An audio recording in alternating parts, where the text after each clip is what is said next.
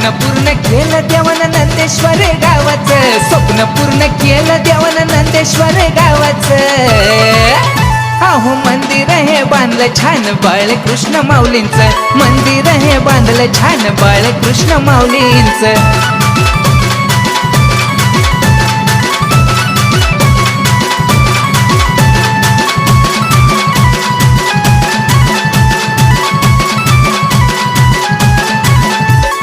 माऊलींची पालखी निघाली भजनाच्या तालात, झाले विराजमान माऊली मंदिरात थाटामाटान.